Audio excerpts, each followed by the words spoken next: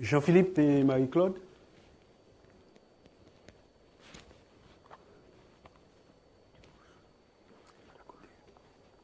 Alors, je vais présenter en quelques mots le dispositif et Marie-Claude viendra vous présenter les expériences qui existent sur ce sujet pour rendre plus concrets les principes législatifs que je vais rappeler devant vous.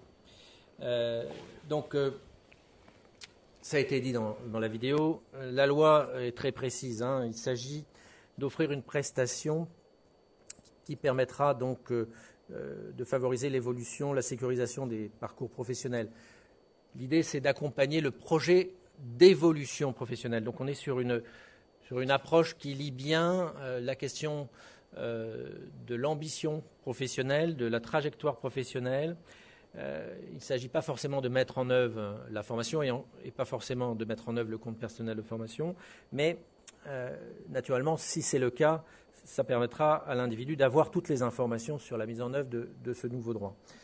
C'est une prestation gratuite, accessible aux salariés et aux demandeurs d'emploi. Et ce qui est intéressant à repérer, c'est son organisation, puisque nous sommes sur un système de cahier des charges national que mettront en œuvre différents opérateurs, que ce soit des opérateurs qui sont tournés en direction des salariés, en direction des demandeurs d'emploi, de populations plus ciblées comme les cadres ou les personnes handicapées ou les jeunes. Donc on a les 5 réseaux, les FONGECIF au passif, Pôle emploi, l'APEC, les missions locales et les Cap emploi qui ne sont pas dans cette liste, et puis également les opérateurs qui seront choisis par la région, là encore au sein du bureau du CREFOP, et donc là encore il y a une dimension quadripartite et territoriale dans ce dispositif.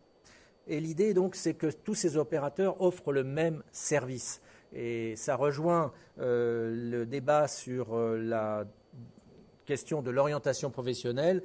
Nous avions dans la loi de 2009 une politique de labellisation pour que tous ces réseaux soient visibles comme appartenant à la même famille d'opérateurs en charge de l'orientation professionnelle.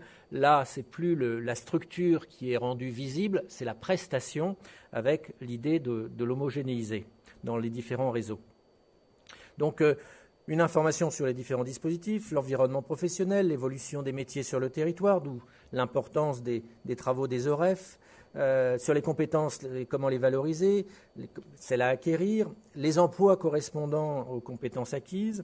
Et on est bien sur un système qui se veut général et qui a pour ambition donc de permettre la mobilisation première donc des opérateurs classique de l'orientation professionnelle.